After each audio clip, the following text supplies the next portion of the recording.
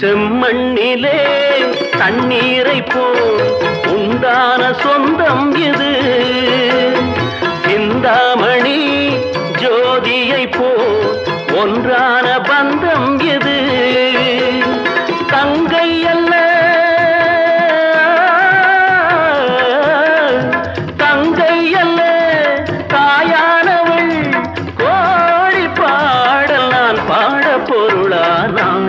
ஒரு தங்க ரதத்தில் பொன் மஞ்சள் நிலவு, ஒரு தங்க ரதத்தில் பொன் மஞ்சள் நிலவு.